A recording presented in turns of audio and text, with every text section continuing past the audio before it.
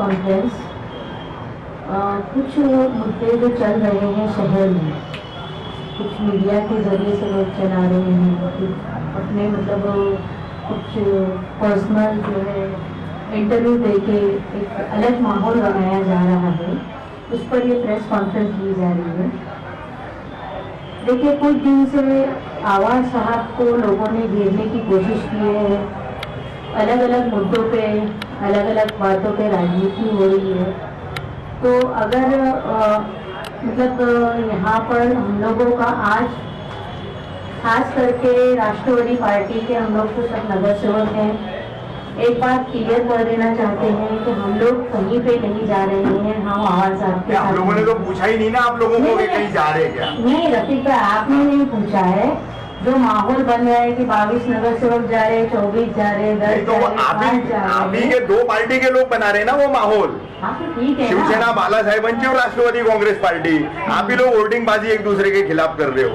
वो तो राजनीति जो चल रही है वो एक अलग है। हम हमारी बात अपने आप लोगों के सामने रखने के लिए जो है ये प्रेस कॉन्फ्रेंस कर रहे हैं। कंटिन्यू। और जो विकास के मुद्दे हैं, जैसे आवाज साहब ने काम किए या नहीं किए, तो ये आप लोग भी बेहतर जानते हैं कि मुमरा का जो रेती बंदर का रास्ता था पहले कैसा था, आज कैसा है। वो तो आवाज साहब के आने के पहले बना है।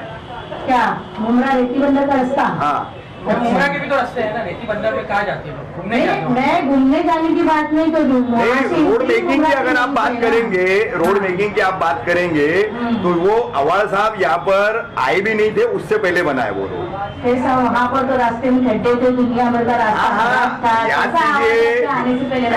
हाँ, उसके पहले ही बने रेती बंदर का रोड, रेती बंदर का रोड। नहीं, आप अगर पर्टिकुलर उस रोड पे बहस कर रही है तो मैं मिनट्स निकालूंगा महासभा के भी। निकालिए ना आप, महासभा के मिनट्स निकालिए, क्योंकि महासभा में हम लोग हमेशा बोलते हैं और बोलने के बाद ही बजट आया है। आपको मालूम है 2007 में मैं नगर सेवक बनी। हाँ, तो वो रोड कब बना है? आप 2007 में नगर सेविका बनी, मुमरा रेती बंदर का रोड कौन से साल में बना है बताइए आप मुझे। कंक्रीट रोड कब बना? हाँ, वही मैं पूछ रहा हूँ, कंक्रीट रोड कब बना आप बताइए। कभी बना? अभी हाल ही में काम शुरू है उसका। वो एक्सटेंडेड पार्ट बोल रहे हैं ना आप, एक्सटेंडेड पार्ट बोल रहे हैं। 96 में 97 में पूरी महासभा उठकर आई थी, देवराम भोईर सदन नेता थे। देखिए रफीक भाई, विपक्ष में रह करके हम भी यही रहते हैं। हाँ, तो वही इसीलिए बोल रहा हूँ मैं। महासभा में उठाया है, आप मिनट्स निकाल के देखिए। जब हम उस रास्ते से आते थे तो दुनिया भर के खड्डे रहते थे। वो 96 97 का रोड है मैडम। पास आप आएंगे तो जो रेलवे स्टेशन का हाल, जो काम आप लोगों का है वो आप बताए ना। आप बताओ ना, तो वहीं से तो शुरुआत कर रही हूँ ना, मुमरा से। हमारे आने की एंट्री उधर से है मुमरा में। आपने रेती बंदर का रोड बोले कि आवाज साहब के आने के बाद बना है। मैंने आपकी याददाश्त ताजा करने के लिए बोला कि वो रोड आवाज साहब के कलवा मुमरा विधानसभा के काफी पहले बना। लेकिन कांक्रीटीकरण और उसको कांक्रीटीकरण ही बोल रहा हूँ वो है अच्छे से। अश्विन मैडम, मैं कांक्रीटीकरण ही बोल रहा हूँ। अभी आपके हिसाब से वो है, मेरे हिसाब से चौपाटी भी तो बन के तैयार होने वाली है। नहीं, चौपाटी बन के तैयार नहीं है, उसका वर्क, उसका काम शुरू है, उसके ऊपर स्टे है, वो एक अलग मुद्दा है। बाकी एम गेट भी आपने देखा होगा, पहले रेलवे स्टेशन कैसा था, आज कैसा है। काम हो रहा है ना, काम हो रहा है कि नहीं हो रहा है? अभी उनका जो कहना है कि काम हुआ ही नहीं। ठीक है, हम नगर से जब महासभा में बोलते हैं तो उसके बाद भी आगे जाकर तो बजट मिलना भी जरूरी रहता है। तो बजट के लिए कहीं ना कहीं आवाज साहब ने हमको पूरा सपोर्ट किया है। जब जमशेद साहब पहले थे उस वक्त उन्होंने सिर्फ मंजूरी दी थी, उसके बाद अमल बजावनी जो हुई है आवाज साहब के आने के बाद, उन्होंने जो है बड़ा बजट का जो फंड था, बड़ा फंड, वो जयसवाल साहब के आने के बाद से उन्होंने लिया है वहाँ से। क्योंकि एक वक्त में महापालिका एक वक्त में ऐसे हाल में आ गई थी कि वो अधिकारियों का पेमेंट भी निकालने के लिए नहीं था। सड़क नाले गटर बनाना ही विकास है क्या? विकास की पूरी परिभाषा क्या है? What is the definition of development? देखिए, मैं जो मेरे हिसाब का डेवलपमेंट है मैं उसकी बात कर रही हूँ। छोटे से नगर कोई लेता हूँ। मैं मेरे अपने जो इलाके में जो मेरे नजर के सामने काम हुआ मैं उस पर ही बहस करूंगी ना। नहीं तो आप अपनी वार्ड की बात कीजिए, फिर आप आवाज साहब की बात मत कीजिए। हमारे नेता है, अगर हम उनकी पार्टी के नजर से हो गए और उन्हीं के ऊपर अगर कॉन्ट्रोवर्सी हो रही है तो बोलो ना, आप सड़क नालों में क्यों बोल रही है? तो डेवलपमेंट किया ही नहीं है। आपके आवाज आपने औरंगजेब रहमतुल्लाह अलैह की शान में जो गुस्ताखी की उसकी कंट्रोवर्सी है। अरे बाबा हाँ तो उस पर भी तो जानू वाली दिए ना, खुलासा दिए। नहीं मैम, खुलासा नहीं है मैम, बड़ा डिप्लोमेटिक जवाब था वो। उसमें थी जैसा मतलब उन्होंने अवार्ड साहब की तरफ से माफी मांगी, जबकि जिसने कहा उसने माफी मांगनी चाहिए थी। यहाँ पे मैंने विकास के मुद्दों को लेकर जो मेरी तरफ से मेरे नजर में ऐसा है कि आवाज साहब ने काम ही नहीं किया है, आवाज साहब ने काम नहीं किया है। अश्विन मैडम माफी चाहूंगा, आपको रोक रहा हूँ। आप बैठी है, रेहान भाई बैठे हैं, जफर भाई बैठे हैं, संगीता भी बैठी है, बाकी के सब लोग हैं। आप मुझे बताओ पिछले कई दिनों से जो भी महीना 2 महीना जो भी चल रहा है उसमें विकास की कोई बात किया, उसको लेके कोई कंट्रोवर्सी है क्या? कुछ लोग टोरेंट को लेके मुद्दा कर रहे हैं, आपको उस पर क्या बोलना है वो आप बोलो। लेकिन अगर controversy related to ex minister Jitendra Awhad तो वो रिलीजियस लेवल की, जैसे आज शिवाजी महाराज के वक्तव्य की हुई है, ठीक है। अभी हम भी जानते हैं उन्होंने कोई गलत वक्तव्य नहीं दिया शिवाजी महाराज को लेकर के। उन्होंने साफ सुथरा कहा है कि इतिहास में जो 2 संदर्भ है उसमें से एक संदर्भ आप हटा लेंगे तो दूसरा संदर्भ ऐसे ही अर्थहीन हो जाता है। लॉजिकल बात है उनकी, उसको कोई भी मतलब अक्ल वाला आदमी जो है ना तो इतिहास जानता है, महाराष्ट्र का इतिहास, हिंदुस्तान का इतिहास, वो नकारेगा नहीं उनकी बात को।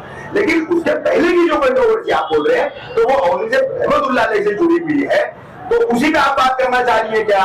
नहीं मैं तो जो काम हुआ है मैं काम के बारे में बोल रही हूँ। आप काम पे तो हर महीने में आप लोग 4 प्रेस कॉन्फ्रेंस करते हो। अच्छा करते हैं, लेकिन अभी आज ये उम्मीद जगी थी कि शायद औरंगजेब रहमतुल्लाह अलैह के मुद्दे पर आप बोलेंगे, इसीलिए सब जमा हुआ। सबसे पहले तो एक बात मुझे और पत्रकारों को पता नहीं, मुझे इन्वेंटली बोला गया कि अवार्ड साहब आ रहे प्रेस कॉन्फ्रेंस से, हम उसने दिया, हम उसके लिए क्यों नहीं आए? अवार्ड साहब इसका बोला था आप लोग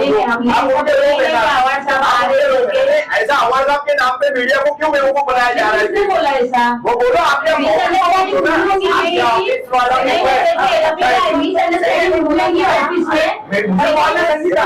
संगीता मुझे कॉल लेना, देखो मैंने स्पष्टीकरण क्या दिया मुझे पता है, अन्य पत्रकारों को पता नहीं, मुझे ये बोला गया 5 बजे अवार्ड आपकी कोई मसला नहीं, हमको आप साथ बोल के आप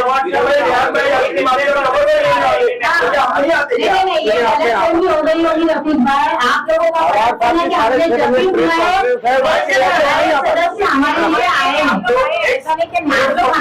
हमारे लिए अभी आप लोग एक पब्लिक रिप्रेजेंटेटिव है, ठीक है, और आप सक्रिय भी रहते हैं तो आप लोग बुलाएंगे तो आएंगे ना हम लोग, आएंगे। उसके लिए इस तरीके से हर बार क्यों इस्तेमाल करते हैं? आपके सारे क्षेत्र से साफ नहीं आ पाई, इसकी वजह से उन्होंने कहा कि आप लोग इस प्रेस कॉन्फ्रेंस को संबोधित। अभी हम लोग आए तो आपसे ये पूछे ना साहब, ठीक है चलिए आप कंटिन्यू कीजिए। अच्छा आप डेवलपमेंट की बात कर रहे थे, महानगर पालिका के काम छोड़कर माननीय जितेंद्र आवाज साहब ने 2009 से क्या क्या काम किए जरा बताएं। महानगर पालिका के अभी अपने हद में घुमरा शहर में जो काम हुए हैं कोई छोटे छोटे काम तो हुए नहीं है। अगर आप देखिए महानगर पालिका के काम भी तो काम ही है ना, और लोगों की सहूलत के लिए किए जाने वाले काम को अगर आप गिनेंगे ही नहीं तो फिर कैसा होगा? पानी का जो लोग बोल रहे हैं अभी पानी के लिए कुछ किया नहीं, सम पंप बनाए नहीं क्या? सम पंप बनाने से पानी की राहत हुई नहीं क्या लोगों को? आज अलमास कॉलोनी का एरिया कितना प्रॉब्लम वहाँ पे होता था, अभी ये इमरान खान है वहाँ पर भी जो है सम पंप बनने के बाद आज ही मेरी इनसे बात हो गई साउंड के साहब से जो वाटर डिपार्टमेंट के एग्जीक्यूटिव है, एग्जीक्यूटिव इंजीनियर, उन्होंने कहा कि पहले मुझे 220 कॉल आते थे एवरी डे पर डे, अभी सम पंप के बाद मुझे सिर्फ 20 कॉल आते हैं। वो 200 कॉल कम हो गए क्योंकि पानी की तकलीफ लोगों को इस तरह से उन्होंने समझा है कि काफी फर्क हो गया।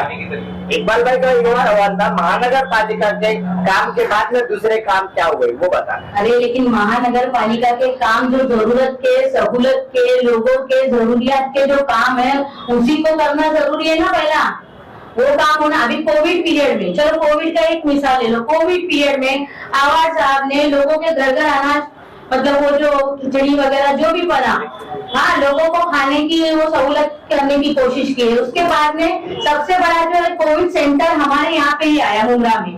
कहाँ से पेशेंट यहाँ पर आते थे।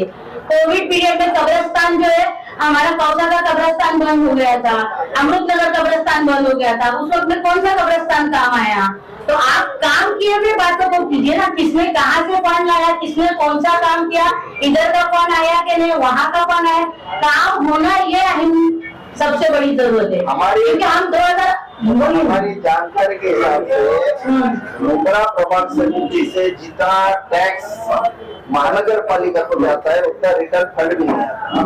देखिए, ये आपकी गलत फहमी है। अगर आप मिनट्स ओपन करके देखेंगे ना तो आपको पता चलेगा कि आपके यहाँ से टैक्स कितना जाता है और वहाँ से फंड कितना है। देखा है, आपको अमाउंट बता सकती है कितना जाता है? देखिए, अभी अमाउंट तो मैं एग्जैक्ट आपको फिगर नहीं बता सकती हूँ, लेकिन हर महासभा में हम लोगों की चर्चा होती है, जिसपे फिर हम लोगों को ये बात सुननी पड़ती है कि आपके यहाँ से 60% कलेक्शन हुआ है, 45% कलेक्शन हुआ है। पहला जो शुरुआत का था, अभी तो अल्हम्दुलिल्लाह अपने यहाँ से रिकवरी थोड़ी अच्छी हो रही है, लेकिन पहले जो पुराना हमको बहुत कुछ सुनने मिलता था और वो लोग जो है बजट देने के लिए भी बहुत सारी आनाकानी किया करते थे।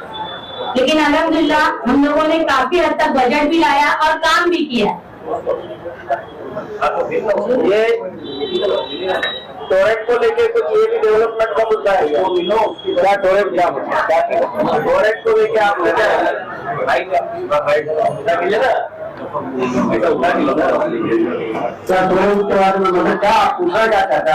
असल में जबर भाई जी उन्होंने टोरेंट में बात की, देखिए बुरा मत मानिएगा, आप लोगों का स्टाइल ही गलत है जी। आप लोग किस मुद्दे पे प्रेस कॉन्फ्रेंस बुलाए हैं?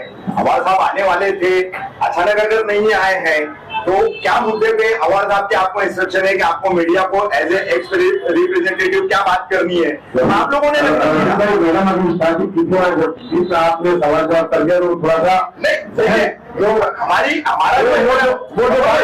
हमारा इतराज है मुझे हम बताया भाई, एक बात सुनिए, वो अभी अपने विषय पे आ ही रही थी कि हम किस विषय पर आपको बुलाए हैं और साहब को क्या इंस्ट्रक्शन दिया है। मैं चाहता हूँ 2 मिनट हम फिर स्टॉप हो जाते हैं, आप रिकलेक्ट कर ले, फिर क्या मुद्दा? मैडम बोलेंगे पूरी में बात करते हैं, दाएं बाएं जाने की जरूरत नहीं ना। नहीं, आप मैडम बताइए, आप बोलिए। उसी बात को डबल पहले दफा भाई हमारे तुम्हारा क्या चीज का मुद्दा का प्रेस कॉन्फ्रेंस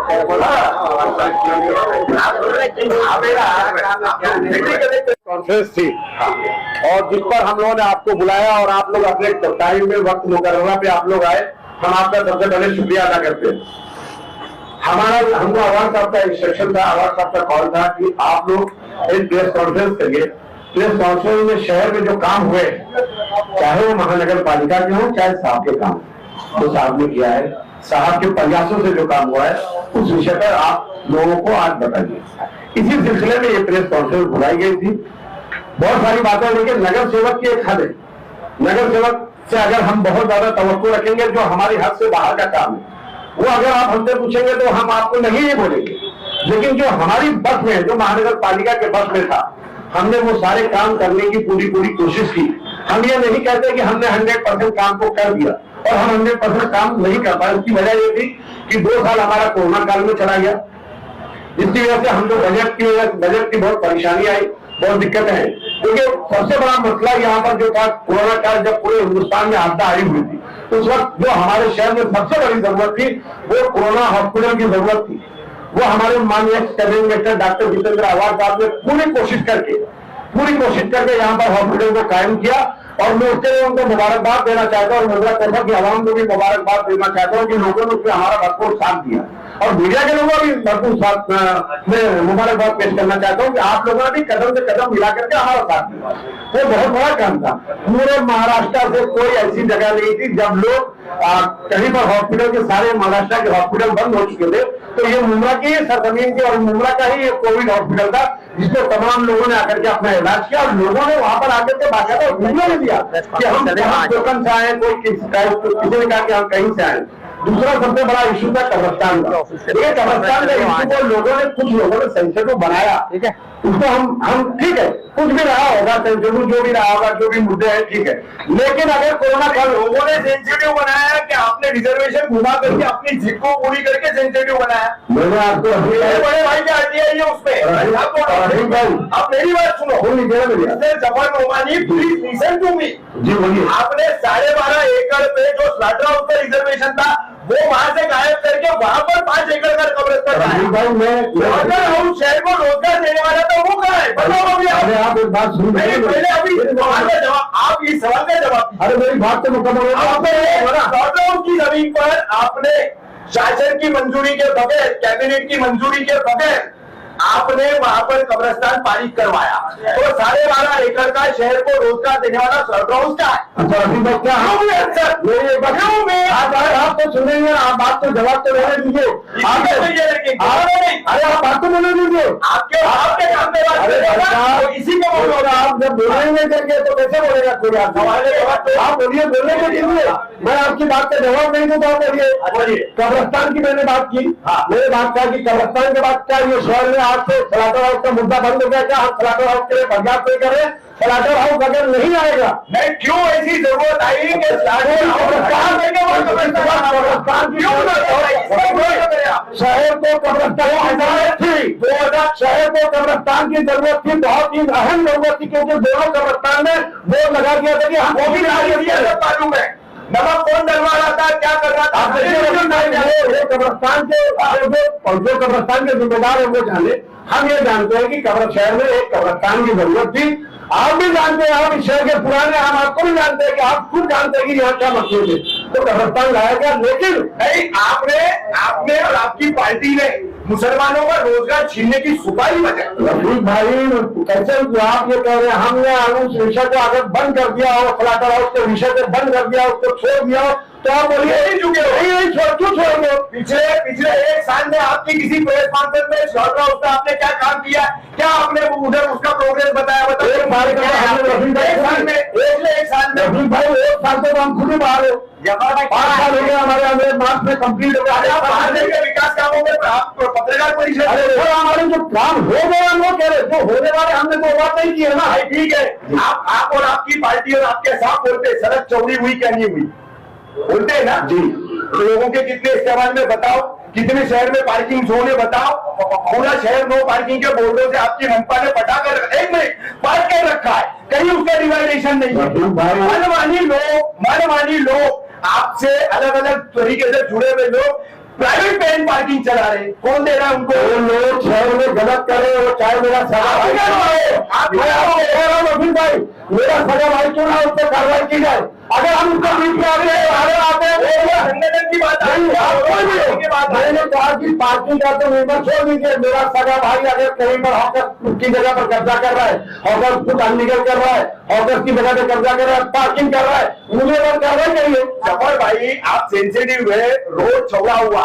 रफीक भाई 1 मिनट, मैंने रोड चौड़ा हुआ, रोड का इस्तेमाल कितना है बता दो भाई। मैंने 22 करोड़ का एक्सटेंशन था वो। रफीक भाई इसके साथ में एक और बात आपको बोलता हूँ, मुंब्रा फीडर 1 का केबल, मुंब्रा फीडर 2 का केबल अंडरग्राउंड करने का काम वो 20 करोड़ का टेंडर कारपोरेशन ने दिया।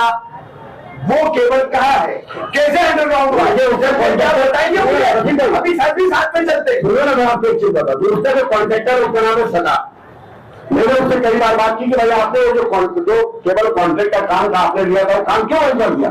उसने कहा कि बिल हमको नहीं मिल रहा है, बिल की वजह से हमको प्रॉब्लम आ रही है। तो अगर हमारा टेंडर 2-3 साल पहले हुआ था, लेकिन हमको 25% बिल आ, बहुत सारे काम इस वजह से पेंडिंग है कि लोगों ने 3-3 साल पहले काम किया, उनको बिल नहीं हुई। और मैंने आपको साफ शब्दों में कहा कि 100% काम नहीं हुआ है। ये हम दुहाई दे ही नहीं सकते कि 100% काम हुआ है। हम ना कह रहे हैं रफीक भाई काम पेंडिंग है, लेकिन उसमें क्या हो रहा है, बहुत सारे हमने आपसे कह दिया कि कुछ कोरोना काल की वजह से, कुछ बजट की वजह से, इसकी वजह से हमको प्रॉब्लम आ गई। आप लोगों से हम ये बार बार अपील करते हैं कि आप लोग पहली बात तो आप इस शहर के हिस्सा रफीक भाई, हम आपको पत्रकार समझ के नहीं बुलाते, आपको हम अपना भाई समझ के बुलाते हैं, क्योंकि आप यहाँ के रहवासी है। मूल सुविधा क्या क्या चाहिए आप हमको बताइए। आप हमारे साथ, हमने पहले कहा कि हम आपका भी शुक्रिया अदा करते हैं कि आप लोगों ने हमारे हर विषय पर, शहर के हर विषय पर आपने हमारा साथ दिया। और भाई कोविड के 2 साल, लॉकडाउन के 2 साल, वो ऐसा पीरियड था कि टीढ़ी मेढ़ी उड़ियानी करने का मामला नहीं था। मीडिया को उतनी समझ है किस तरीके से आवाज आप लोगों ने उनके माता जो भी है, किचन कम्युनिटी, राशन देना, ये वो तमाम काम इंडिविजुअल कई लोगों ने काम किया। तो उस वक्त जो कोई इस तरीके की बात नहीं थी, वो पीरियड ही ऐसा था कि एक दूसरे का हाथ पकड़ करके उस मुश्किल वक्त का पूरी मानवता को सामना करना था। तो वो काम सभी ने किया साहब। आप कोविड से आगे बढ़िए। राजीव भाई, मैं खाली एक बात ये कहना चाहता हूँ कि शहर में जो कब्रिस्तान की बात अगर कब्रिस्तान नहीं होती उस वक्त नहीं, क्यों होकर जरूरत आई स्लॉटर हाउस का रिजर्वेशन कैंसिल है ना। बनपा के सदस्य पिछले 5 साल के थे, 2017 से 22 तक, ये काफी पुरानी याद थी। रेहान भाई ऑफिशियल नगर सेवक नहीं है, लेकिन एक नगर सेवक का रोल उन्होंने अपने पूरे इलाके में निभाया है, सारे लोग जानते हैं। ऑफिशियली मैं उनसे क्वेश्चन नहीं कर सकता। उसी तरीके से इमरान सुरमे का मामला है, he is not official representative. आप 2 हैं तो मुझे एक वजह बता दो कि क्या ऐसी वजह थी कि स्लॉटर हाउस का रिजर्वेशन हटा करके कब्रिस्तान लाना वहां जरूरी था। देखिए, जिस वक्त कब्रिस्तान का मामला आया था, मैम सॉरी, आप बोलेंगे कि रफीक भाई आप फिर बहस कर रहे हैं। सिर्फ आप मेरे सीधे से सवाल का सीधा सा जवाब दीजिए, क्या जरूरत थी, किस वजह से? ऑथेंटिक मुझे वजह मुझे बताइए। ज्यादा बात नहीं है, लेकिन जितनी मालूमात है सिर्फ उतनी। अरे ये बदनसीब शहर है, कमिश्नर साहब के जब कमिश्नर साहब जमीन के मामले में कि जमीन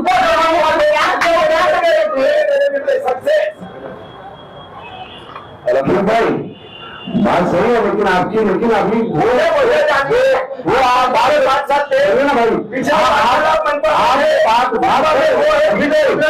भाई, मुझे बताइए हाउस का रिजर्वेशन रद्द करके वहाँ की वजह क्या थी? अब सुनील मैडम बोल रहे हैं, लेकिन आप जो बोल रहे हैं ताजी वजह सीधे सवाल का सीधा जवाब। कब आएगा शहर में, कब आएगा, कब आएगा?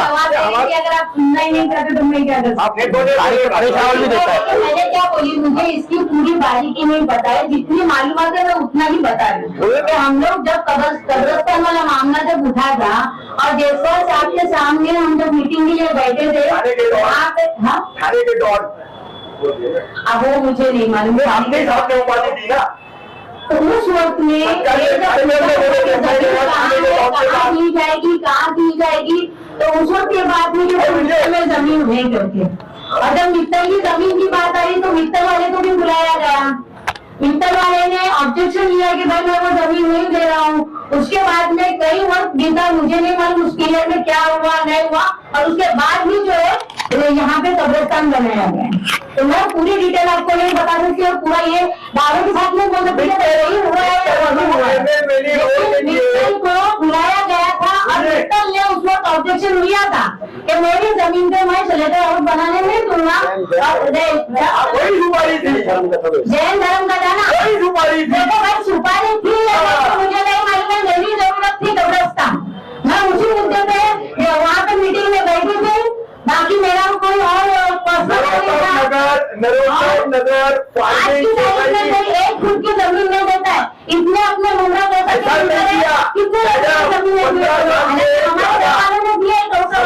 से ज्यादा आप नगर सेविका है ना। मित्तल फार्मिंग सोसाइटी कैसे कन्वर्टेड हुई हाउसिंग सोसाइटी में, उसके बोर्ड के अंदर जो है, देखिए पीछे भाई उनके भी घर के लोगों के नाम है। बीडीआर में आपने जाके कभी सोसाइटी के कामकाज का देखा तो कभी निकाला? इस शहर के जिम्मेदार जमीन होने के नाते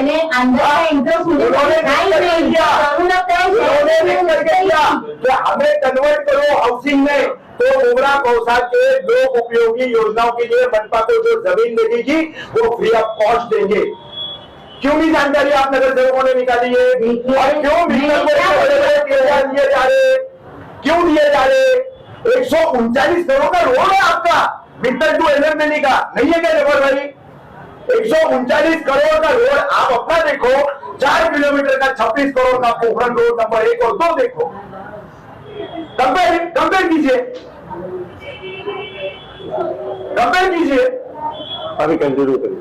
नहीं तो उनको बात पूरी करने दो ना, फिर मैं बोलूंगी, फिर वो तो उनको पहले कंटिन्यू करने दो, फिर उसके बाद मैं बोलती हूँ। अभी जो जानकारी उन्होंने मांगे मैंने उतनी दी जो मुझे थी। इसके अलावा किसका क्या पर्सनल इंटरेस्ट रहता है नहीं रहता है मैं उसमें जाती नहीं हूँ। नहीं आपका नहीं, मित्तल का नहीं, आपने क्या बोला चाहिए था कब्रिस्तान, बात करूंगी।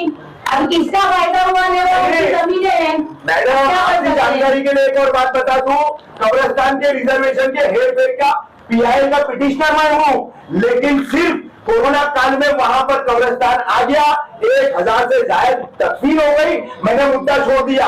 मैं मरूमीन के घर के लोगों के जज्बात से नहीं खिलवाड़ करना चाहता हूं, इसलिए मैंने वो पीआई छोड़ दी, वो पीआई मैंने छोड़ दी, किसी भी तरह का कोई फॉलो नहीं किया। लेकिन आज तक एक सवाल जो है वो कायम है कि चलो घटा करके कब्रिस्तान लाने की ऐसी क्या वजह थी। हाथ पीछे लो भाई, आगे वाले